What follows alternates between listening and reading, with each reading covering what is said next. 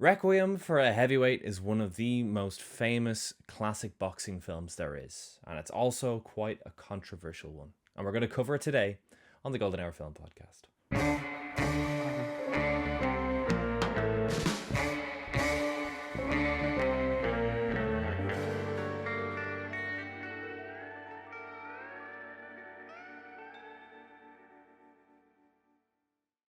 Hello, everybody. Welcome back to the Golden Hour Film Podcast. My name is Harry Bailey. I am joined by my co-host, not guest host, Shane Mulvaney. Shane, we are stepping into the ring for a final time. Yeah. I think this has been quite a topsy-turvy month when it comes to the Hollywood heavyweights, because obviously it's a lot of kind of internal kind of turmoil going on with the characters, and I think this week will be no different. Obviously, you've got Anthony Quinn, you've got God, who else? Anthony Quinn, Jackie Gleason, and Mickey Rooney. Mickey Rooney, that's it. So there we are. So I think you've got obviously three pretty well-known actors. And you've also got Muhammad Ali in a pretty great. Yeah, his feature film debut. Yeah, exactly. So yeah, if you're a big Ali fan, and let's face it, who isn't? Might be worth checking this out. So this film is quite a divisive film, particularly amongst wrestling fans. Yes, this film does not have the highest opinion of wrestling, it is safe to say. It is not the most glorious depiction of wrestling, it is safe to say. We have gone from the 30s with the Champ, that kind of showed a fighter who's past his prime, who needs money, basically, and wants to make his son proud. Then you got the 40s, where you've got a boxer who doesn't know about a setup and what happens to him after that. In the 50s, we've got a film about a boxer whose opponents all take dives because he's not actually very good, but he's very marketable. And now in the 60s, we have a boxer who is forced to retire young, or at least early. As far as boxing age goes, he's not that young, but retiring from any career in your 30s is young. This is a film that wrestling fans tend to not like, and Shane and I are both fans of the El Graps. And I will be the first to admit, before we even get into our spoiler-free review, that I think this movie's very good. Sorry, wrestling. But this movie is really good, in my opinion. And we'll talk about that in our spoiler-free section of the podcast. But first, bit of housekeeping. Later on in this episode, we're going to tell you what we're covering in the month of September, but also worth noting that in the month of September, from next week onwards, the podcast moves to Sundays. Sundays at 6 p.m. GMT. And this Sunday, we're actually covering Jason and the Argonauts. So that'll be our final August episode, and then next Friday, bollocks. And then next Sunday, we'll be covering a whole different kettle of fish, and we'll talk about that after our review. But first, it's time for the spoiler-free review of Requiem for a Heavyweight, also known as Blood Money. So yeah, this film, as you said, stars Anthony Quinn, it stars Mickey Rooney, and it stars Jackie Gleason. It is directed by Ralph Nelson, who directed a television version of this in the 50s. Shane, what do you reckon? Blood Money, aka Requiem for a Heavyweight, with all these big faces and this admittedly impressive director behind it, is it any use? Yeah, it's interesting you said that you as a wrestling fan, which we both are, really enjoyed this. I think I'm slightly lower on than you, not because of its depiction of wrestling, which I kind of expect, especially in this era. I just think it's slightly more melodramatic and not always in a good way than the other boxing movies maybe we've seen. I think for me, I like Anthony Quinn's performance, but I think it can be a bit over the top at times, a bit caricatured maybe. To me, Jackie Gleason is the MVP here. I think he's a really interesting, kind of flawed Yeah. human being. As Mace Rennick is obviously his long-time manager, and he thought he was would be or should be 17 friend. years. Yeah, exactly. Who obviously does maybe some not so great things or wants to do some not so great things to his friend or his client. Yeah, I love to start the opening with Muhammad Ali. Obviously, his name in the film is Cassius Clay, although he didn't like that name, obviously, so I'm going to call him Ali. Um, and yeah, that's obviously a great little cameo. And then they kind of obviously it's dealing with like what we would know as CTE, which is obviously like brain Yeah. injuries and stuff, which obviously wasn't diagnosed at the time. So it's dealing with really interesting things. Like he's had, I think at one point he mentions he's had 111 fights in his career. So he's Yeah. very weathered, very storied fighter, but very weathered, and he's obviously dealt with a lot of physical issues. And so I love that aspect of it. I think Anthony Quinn sells that stuff really, really well. And obviously, like with that, you've probably got some cognitive. Well, you definitely have some cognitive issues, but I like his performance in terms of you can tell that he's maybe a bit more. He's not fully there from a cognitive point of view. Like he's definitely a little slower on the uptake than he should be for a man of his age. Just because of the amount of kind of damage his head and his body is taking down the years, but especially his head. But he's still a very, very easy to root for character, Mountain Rivera, and so I do like his performance. I don't want to knock it too much, just maybe slightly more mannered than, for example, the other three films we've seen. Well, certainly the first two, I would say, the Setup and the Champ, which I think feature really, really interesting fighting characters. Yeah, no, I still enjoyed it though. I think it's definitely worth a watch. I think it's another kind of successful entry in the Hollywood heavyweights. I think we've actually picked four really great films, to be honest. Yeah, we really have. So, yeah, well, I'm probably from the sounds, I was probably slightly less down on it than you. I did still really enjoy this. Yeah, before I talk about it, let us know, not that we will anytime soon, but if we were to do a Hollywood Heavyweights 2, what 4 classic boxing films would you pick? I personally actually have a few in my head that I would pick. But yeah, let us know what ones you would pick. I really, really enjoyed this film. I just loved how all three of the main three actors bounced off each other. I think Mickey Rooney is quite underrated in this film. I see him mentioned in very few reviews. I think he's very, very good in this film as kind of the moral compass of the film, because without getting into spoilers, it's clear that Maish, the manager, for some selfish reasons and some survival reasons, does clearly exploit a man who has what was known then as something else, is now known as CTE. And Mickey Rooney's character, Army's performance, is a great backbone to the film that kind of really he really digs his heels in deep where he needs to.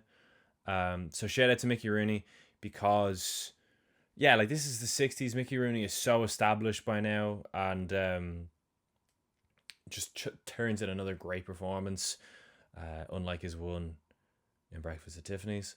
And yeah, I think that this film looks really, really good. The direction is brilliant. I think the score is actually really good. I think this is a great score. I think the opening sequence is fantastic. The way it's edited, the way it's shot, the POV angle of Cassius Clay, now Muhammad Ali, beating us up basically, and then Mountain Rivera's attempt to get back up, but also just that opening crawl across the bar of everyone glued to the screen, all these former fighters all glued to the screen, is such an essential boxing movie shot. I feel like that shot has been copied so many times, where everyone's watching the big event, even out of boxing movies, just sports movies, or if the news is on in a movie, they do that pulling across the bar shot, and it looks so effective in this. It's such a great way of introducing us to the movie. I also think that Jackie Gleason is fantastic. We need to cover The Hustler ASAP. Hustler's class. He is really good in this film as Maish. And of course, Julie Harris as the employment officer or social worker or whatever her actual job title is in this film is really good as well. She's kind of used a bit more sparingly. She's more important towards the end of the film than the sort of three lads who are in it basically the entire film. But she has a really great interaction with Jackie Gleason on a staircase towards the end. That scene is really, really powerful. It's got a really memorable ending that I'm obviously not going to talk about just yet. Like that final shot. Whoosh. Yeah, I was really high on this. I really did enjoy Requiem for a Heavyweight. I think it's a brilliant film, and I reckon we cover it now with some spoilers.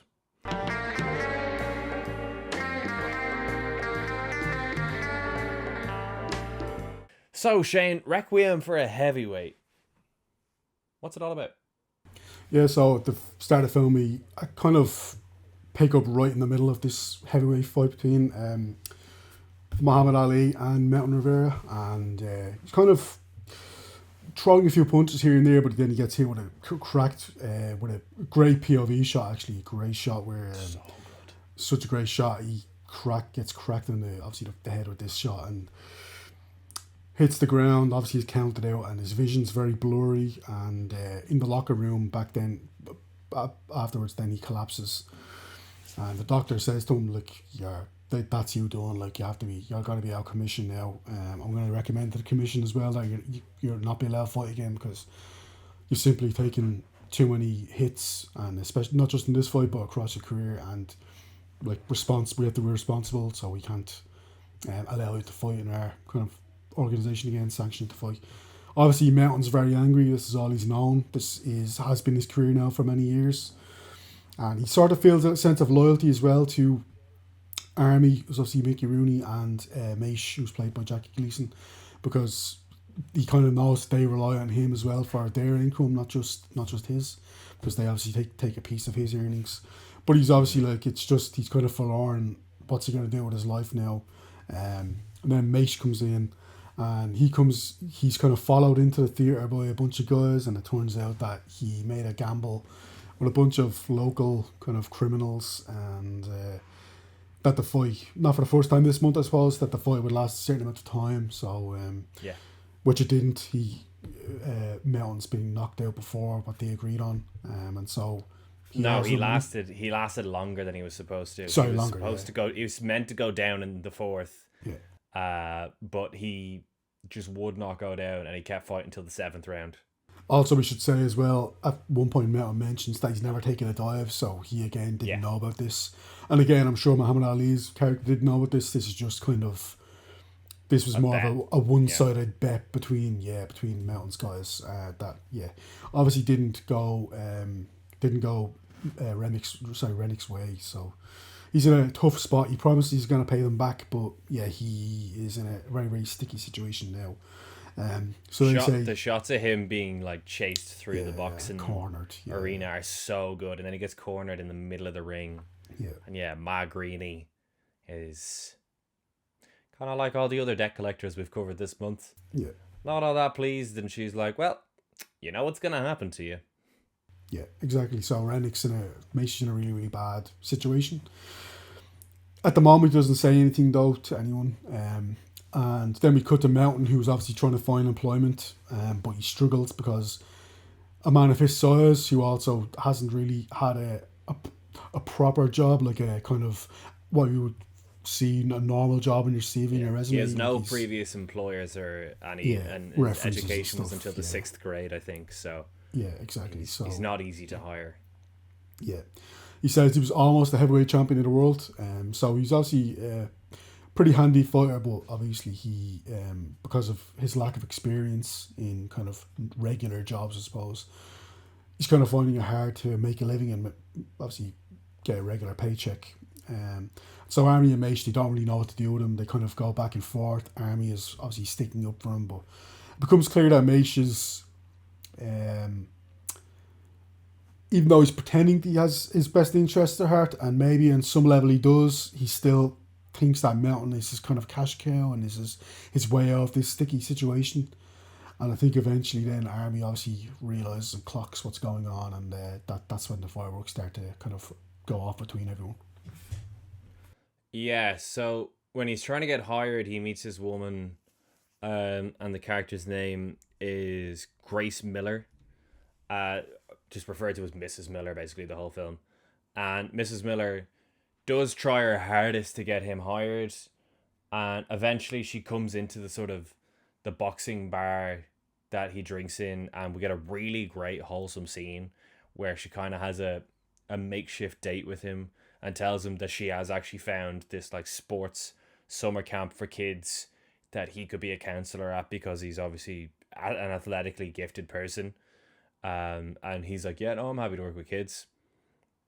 It's quite funny as well on the date where the guy brings in 2 beers and he's like, come on, get her a glass. What kind of joint is this? And he's like, ooh, a glass. Fancy. So yeah, it's quite funny. But yeah, clear CTE moments throughout. At one point, he just like snaps into what he sounds like he's describing his trauma, even though he like won the fight. It's like he basically like goes crazy into like crazy physical in his description of this fight he had, where he literally hits the jukebox next to him and shuts off the music. And then he realizes what he's done when the whole bar goes silent. But again, Mrs. Miller is like, oh, that's so interesting. Tell me more. Like, she is just a heart of gold kind of person. But again, there's a scene on a staircase which provokes great questions. But yeah, she effectively says that they are on a date because he's conscious of his appearance, his scars on his face after his years of fighting. And she's like, no, this is very much a date. And speaking of dates, later on tonight, you're going to meet with the summer camp people and we're going to try and get you employed. Meanwhile, Maish has managed to get him a job as a pro wrestler, which Army is none too pleased with, because I guess Army knows possibly how Mountain's self-esteem is, and if he was to go out to an arena, and instead of it being like a sporting contest where he can win over the crowd through sheer grit and determination, it's more so about playing a character, and he may get jeered or booed or laughed at or slandered. Army knows exactly how that would go down with Mountain, and he would not receive it well. So Army is absolutely fuming. He wants nothing to do with this. But then when Mountain comes in and says that he might have a job at a summer camp, and Maish tells him about the wrestling opportunity, again, he's like, I've never taken a dive though. What do you mean I'd lose every second match? Yeah. And they're like, well, wrestling's fake, you dummy. But eventually the wrestling promoter kind of catches the vibe that Mountain isn't all that into it, so he leaves. And yeah, Army again is kind of the emotional backbone, where he's like, look, you gotta let him go for this summer camp thing, because like it's an actual paid job that he might be good at, that he might enjoy, and might lead to a career post boxing. Whereas wrestling has way more danger of truly upsetting Mountain, and not being a career, and just being a short-term cash cow instance. But then again, worth noting that no one in this room knows that Ma Greeny has basically threatened Maisha's life if he doesn't get her money. But he does relent, and he's like, you know what? Go to your meeting. Let's play a quick game of cards or whatever first. And Army is like really pleased that Maisha seemed to turn a financial corner, and he just kind of lets his mate be his mate and lets his mate be independent. And he's like, great, I'm going to go out and get food and bring it back. If you want to have a couple of drinks in the meantime, go for it.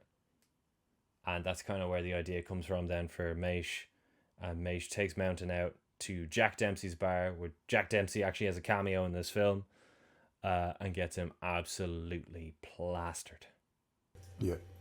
And obviously, yeah, that's. I think at this point, then Mountain again feels a sense of responsibility to Mish, and so when Yeah, Grace, throughout the film, Maish kept saying, he owes me, yeah, which is just worth noting for the end of the film. yeah, and when she finds out from Mountain then that he's going to become a wrestler, she's puzzled. She doesn't understand kind of what the thought process is. But then she kind of figures out quickly, because Maish is there, she figures out quickly that Maish is taking advantage of him. And she basically has some very choice words. And she asks him to just value his friend more. And then, so you have this whole confrontation in the hallway. And she is kind of pleading with Mountain not to do this. But he says, stop feeding me lies and dreams. So he thinks that what she has the kind of potential future she's outlined is kind of almost too good for him, or that he's not worthy of it. And so he kind of, again, he's kind of been, after years of being kind of in Maish's orbit, he's more willing to probably trust Maish, even though, as we all know, Maish doesn't exactly have his best interests at heart.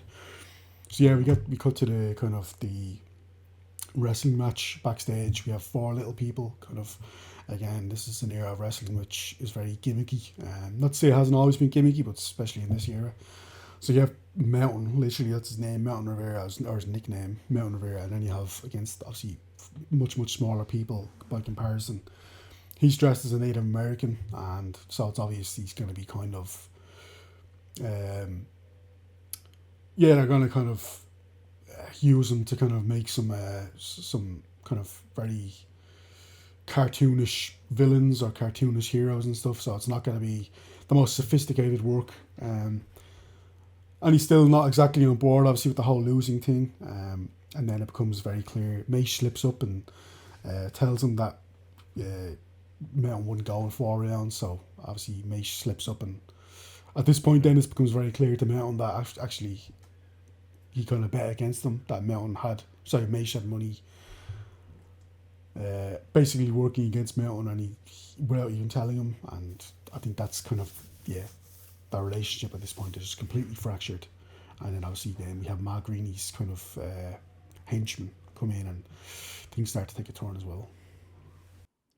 Yeah, so Army and Mountain kind of fight off the henchmen. They're trying to storm out, and then they realize obviously that if Mountain doesn't do this and get this cash, that who at least at some point in his life was his friend but has clearly been using him, Maish, is going to be killed in the alley. So he agrees a 8-24 fight deal on the spot, signs it, and heads out to face Haystacks Calhoun, who has a cameo in this. But yeah, he gets jeered, he gets laughed at. He does like Native American war dances in the ring, and everyone laughs at him. And it just cuts to Army, who's like sobbing in the crowd. And that's how it ends. Basically him kind of selling his soul or selling his pride because someone who he once loved, trusted, fucked him over, basically. Yeah. There's a lot to unpack with this film, because as well, it's worth noting in that staircase scene that obviously, on the moral high ground side of things, Mrs. Miller obviously goes in on Maish, being like, you use him, you exploit him, how dare you. But he's quick to point out, without even knowing that there was sort of a failed romantic moment in the room where she kind of was horrified by him. He basically says, you need to be honest with the guy. If you want to help him, you need to be honest with him. Just tell him you pity him, because ultimately he's just a charity case to you, which she slaps him across the face. But there's maybe a bit of home truths there, or hard truths there as well.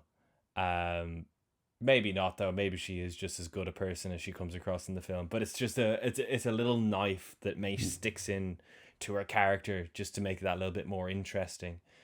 Yeah, it is worth noting that in a scene, Mountain does try to like pull her onto a bed, and she kind of shrieks and backs off, and then he just tells her to get out because he's mortified with what he's just done. He's obviously completely misread the situation. Um, and that is literally the last time they see each other, which again is just a pretty morbid end to their sort of relationship in the film, at least. Um, yeah, it's a film. There's a line in it that Maish has: "The rich get richer, and the poor get drunk." And it basically just sums up the ending. It's like, yeah, these guys are still stuck in the gutter because of the guy who they thought was going to take them out of the gutter. Because it's worth noting as well that Army used to be a fighter who had to also retire young, and that's why he's a cut man. So yeah, lot to unpack with this film. Again, worth noting, score is fantastic. Direction is really good. It's a really well lit film. It's a great looking film. I really enjoyed it. I thought it was fantastic. I gave it 4 stars. Yeah, we've covered 4 really good boxing movies this month. This isn't my favorite of the 4, but it is a movie I really, really liked. I think all 3 lead actors are really good in this, as is Mrs. Miller. It's great to have Cassius Clay and Jack Dempsey and Haystacks Calhoun, for whatever reason, cameos in here. Although, as Bronson Reed said, I don't know why he would agree to this. Obviously, he just didn't know what way the film was going to depict wrestling. Yeah, I am very high on this film. I think everyone should see it. And yeah, I understand if you're a pro wrestler who hates this movie. I get that. I totally understand. Or if you're a pro wrestling fan who hates this movie, because it does dunk on wrestling quite hard. Although that being said, so did the setup. So there's the ring full of fish moment. So yeah, that's just how wrestling was obviously viewed upon by boxing fanatics in particular at the time. I don't think this makes this film any less impactful. I think it's a brilliant film with 3 really, really great performances in there. But yeah, particularly Jackie Gleason as Maish is like really powerful. Because you can tell there's certain scenes where he doesn't want to do what he's doing, but he knows he has to. And then there's certain scenes where you would question, is he actually just doing this purely for greed also? Like, is his own greed getting involved here as well? Yeah, fantastic film. Would absolutely recommend it. What about you, Shane? Yeah, I enjoyed this. I gave it 3 stars. Maybe I'm judging it too harshly compared to the other films we've covered in Hollywood Heavyweights this month. But I still enjoyed it. I think Jackie Gleason to me is the MVP. He is the main reason. If I was ever to rewatch this film, I think it will be to watch his performance. I think it's such an interesting character because, like you said, there's enough there that you can kind of read it as he is a really bad person who was kind of probably jumps with 2 feet into kind of fucking over his friend, or that he is this kind of really complicated character who gets himself into a bad situation and obviously doesn't want to do what he does, but maybe you can make an argument that it is the best solution for him, the best way out, because he has experience of kind of working with him for 15-20 years. I think maybe a combination of the 2 is the truth, to be honest. I think that's what you're probably meant to take away. But nevertheless, I think it's a really interesting character study of this fighter who has suffered an enormous amount of wear and tear, of damage,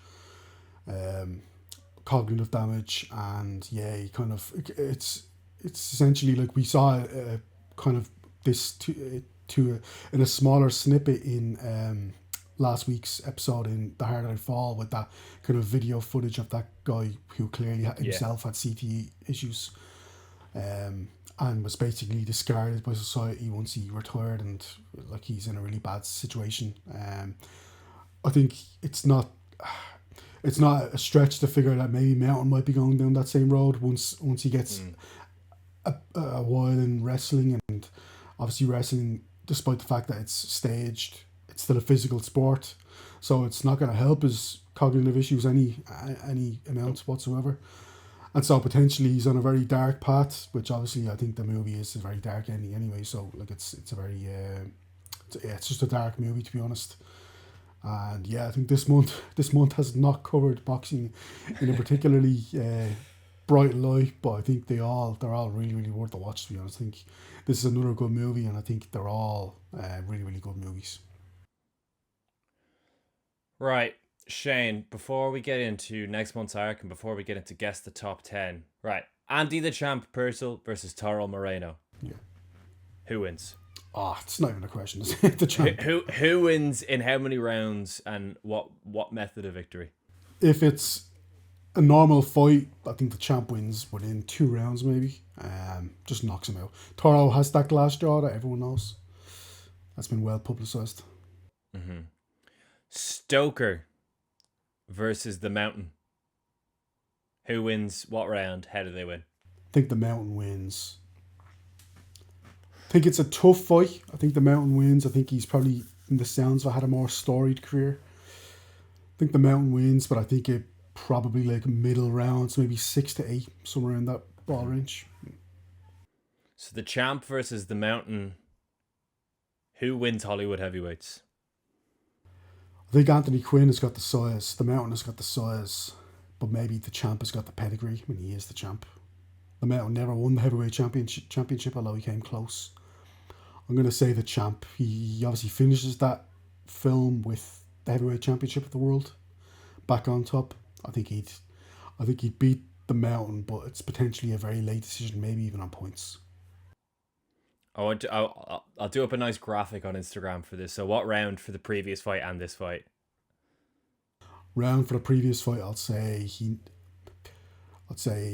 knockout in the 10th, I'll say the 8th round, and in this one I'll say the Mountain. I'll say the Champ wins on points. Okay. Over the Mountain. Yeah, I'll say he gets the decision I'll say it's a unanimous decision, but it's fairly tight, a unanimous decision. I do think I'll give you my bracket now. I do think obviously in the last fight against the heavyweight champion of the world, Toro Moreno does give his all. That's true. And he was like the then champion of the world as well, kind of in his prime. But I'm still gonna go Champ. I'll go Champ 3rd round knockout, similar to what happens in the film. Mountain versus Stoker. I'm actually going to go Stoker. I'm going to go Stoker because of the fact that Mountain is only a few bad punches away from blindness. So although Stoker is clearly fighting in a smaller arena than Mountain, so you would argue that Mountain's maybe higher up in his career, I'm still going to give it to Stoker. But again, I would say Stoker like 10th round stoppage, like TKO, towel thrown in, because Mountain, because poor Army can't watch any longer. And then Stoker versus the Champ is an interesting fight. Again, I'm going with the Champ. I agree. I reckon Andy Purcell with little dink in the corner. Because he has someone in his corner, and maybe that's what he has over Stoker, is he has someone in his corner. And I'll go Champ in 6 by knockout. Nice. Right, Shane. Next month, what we covering? Next month we are doing movie musicals, and we are covering The Wizard of Oz by Victor Fleming. Yes. We are covering Singing in the Rain, obviously directed by Gene Kelly and Stanley Donen. Oh, yep. We are covering West Side Story from Robert Wise. Have not seen that before. Looking forward. Neither have I, no. And we are also covering the Beatles movie A Hard Day's Night, which neither of us have seen either. So yeah, nope. Pretty interesting. Eclectic mix, I'd call it. Yeah, didn't want to just go like all MGM musicals from the 50s or all Vincente Minnelli musicals. Yeah. As a matter of fact, we literally picked none, sorry. Uh, um, yeah, nice eclectic mix, as you said. That is next month on the podcast when we move to Sundays. And now it's time for Guess the Top 10. Right, Shane, do you want to pull up a top 10 for me there? Because I have an idea for yours, but I just need to find it first. I don't actually. I was trying to think of one there. You do yours because I will see how long it takes for my one. I might have to maybe. I might do two maybe on the next one, depending on how long this takes. Because or you could just give me an easy one. yeah, that's it. Let me see. Okay, I actually have one here. It's not a top 10. I know what I'm doing as well. It's a top 9, so I apologize for that because there are 9. So okay. But there are 9 people who were nominated for Academy Awards, acting Academy Awards in Alfred Hitchcock films. Ooh. So I'm looking for 7. I want 7 of the 9. Okay. And then I'll pull up my one after the fact. I think I think I distinctly remember the 40s being. Am I naming the film or am I naming the actor? You are naming the actor in the film, if that makes sense. So I want both. Right. Give me Joan Fontaine for Rebecca. Correct. Yeah. Is this best actor or supporting? Is that included as well? No, supporting is included. Yeah. So it's any acting. Oh, yeah. okay. So Judith Anderson, also for Rebecca. Correct. Yeah, that's 2 of 2. Yeah. Did Laurence Olivier get a nominee for Rebecca as well? I don't know. I'm gonna leave that for now. Men in Hitchcock films. Oh, surely Psycho had at least one acting nomination. Can I ask? Is there any wins? There is one win, yes. I will say we have covered all these movies as well, so it's not like we haven't. We have covered all these movies. Yeah. I wouldn't have thought there'd be any 30s or... I know I'm kind of effectively already asking for a clue, but can you just tell me, for each of the 4 categories, actor, actress, supporting actress, how many there are? So there's 1 for best actor, there's 2 for best actress, there's 3 for best supporting actor, and there's 3 for best supporting actress. Okay, and I've already gotten 1 of the best actress ones, which was... Yeah. And then I've gotten 1 of the best supporting actress ones as well. Yeah. So what's the other best actress one that got nominated? I don't think it's... I'm going to say Thelma Ritter for Rear Window. Thelma Ritter for Rear Window... Sorry, where's it gone there? Was not nominated. That's 4 stars. Yeah, it's a shame. Aww.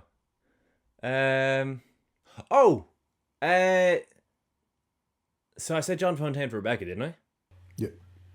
John Fontaine for Suspicion, and that's the win, isn't it? That's gonna say that's the win. Yeah, I remember that. Yeah. She won for Suspicion and obviously was nominated. Well, because I remember us saying that made no sense. Yeah. So that's right. 3 you have now. You have 1 strike and you have 3 correct answers. And I've gotten both best actress ones, haven't I? There was only 2. Yeah, she was both of them. Yeah. Right. So best actor, I really need to think about. Is there a Jimmy Stewart one in there? I don't know. Did Laurence Olivier get nominated for Rebecca? I also don't know. But I'm going to have to guess one of them. As well, Anthony Perkins for Psycho. Should he have been nominated? Yes. Did he get nominated? I'm not sure. Right. I'm going to say Laurence Olivier for Rebecca. Correct. That's 4. Okay. Oh, actually, Ray Milland in Dial M for Murder? Ray Milland was not nominated for Dial M for Murder. 2nd strike. Bollocks, I thought that was a surefire best supporting actor.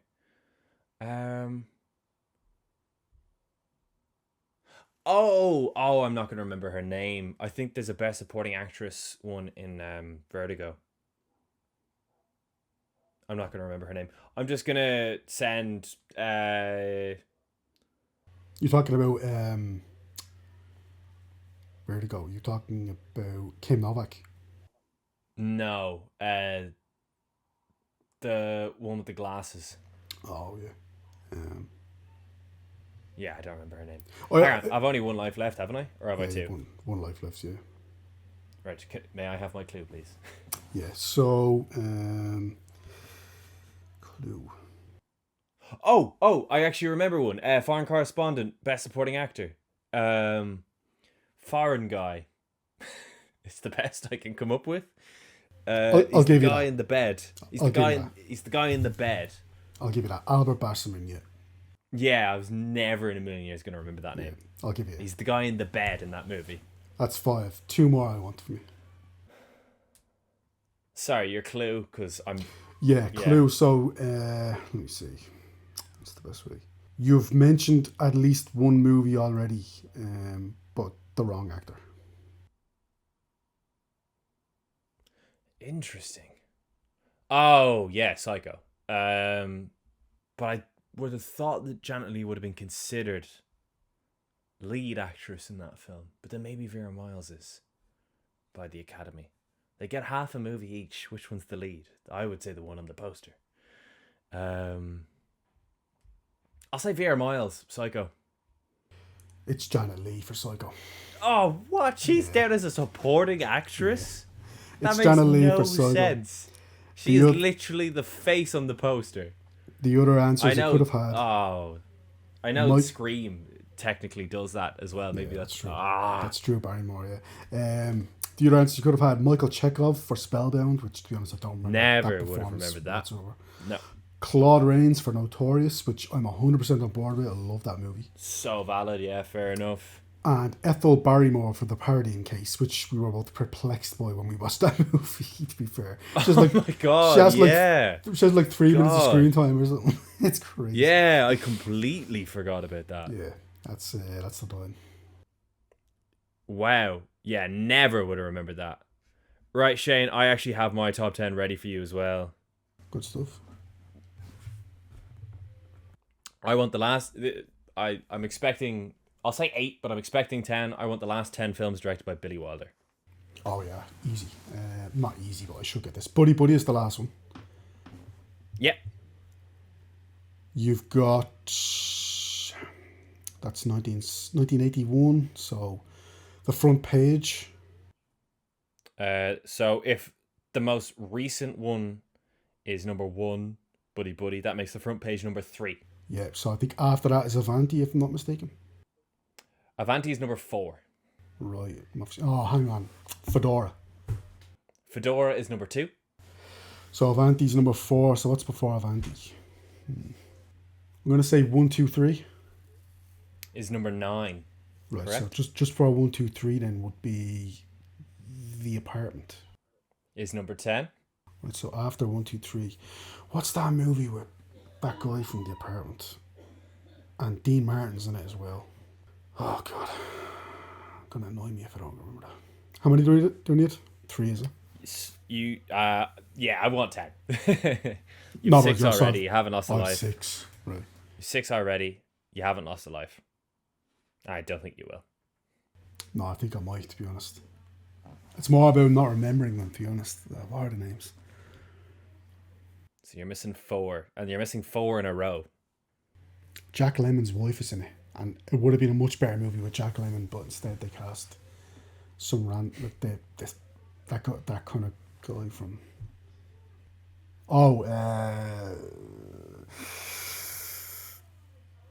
Walter Matthau, The Fortune Cookie. The Fortune Cookie. Well, The Fortune Cookie was named something else, so it's is number 6. Yeah, it was named something else somewhere else. So, but anyway, yeah, that's what it was named over here. I think there's another because I have to 5, 7, and 8. That's the 3, so that's the 3 Lemon and Matthau. Oh, Irma La Douce is number 8. 2 more, is it? Yeah, 5 and 7. I don't think I'm going to get the one before Avanti. It's not ringing any bells. I can picture the one with Jack Lemmon's It's wife. gonna kick you so much, trust me. Oh, you're gonna be fuming if you don't get this. Oh yeah, is that a big movie? Yeah. Oh shit. Kind of a hint, not really a hint. It's on Sky Go. If this was like a year ago, I would have been able to do his whole filmography in order, chronologically. But just as time passes, you know. Yeah. Can I have a hint? Can I draw a hint early? I have no idea if this is a clue or not because I've not seen the film. The 1964 film that you're missing is a sex comedy based on a play by the name of The Dazzling Hour. Again, I've not seen the film, so I don't know if that gives anything away or not. I've genuinely no idea.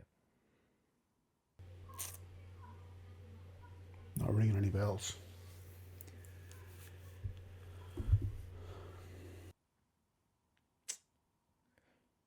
This may be the one and only time in podcast history where someone forfeits the quiz with all 3 lives remaining, because you know what the wrong answers are. Like you're not going to get an answer wrong.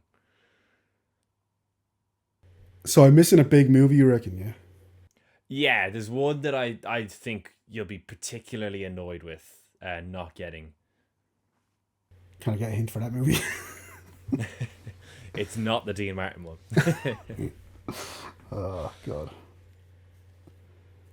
So it's after. So it's before Avanti, and it's after Fortune Cookie, yeah. Fortune Cookie.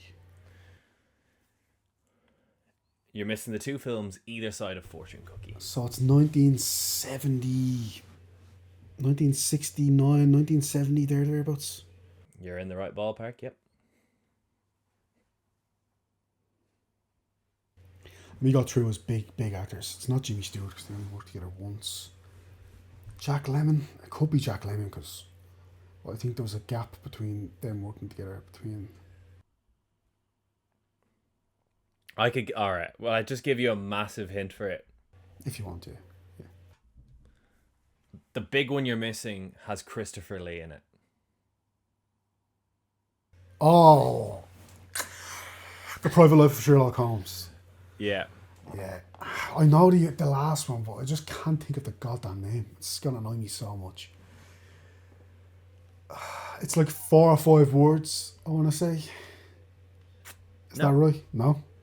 It's not. I'm not going to get it, and I have to go, actually, as well. So, Kiss me stupid. Oh. I'm so sorry. 9 of 10, anyway. I thought if there was ever a layup question for Shane, yeah, I really need to watch some of those films. I've seen a lot of Billy Wilder, but obviously not every single one. So that was the Golden Hour Film Podcast episode where we covered Requiem for a Heavyweight. That concludes Hollywood Heavyweights on the Golden Hour Film Podcast. But this Sunday we still have Jason and the Argonauts, which concludes our Swords and Sandals arc. Then we're getting into movie musicals. Just to remind you all one more time that from September, the podcast from right now, the podcast will now move to Sunday. Sundays at 6 p.m. GMT. I've been Harry Bailey. I'm Shane Gleason. And we'll see you all Sunday. Goodbye.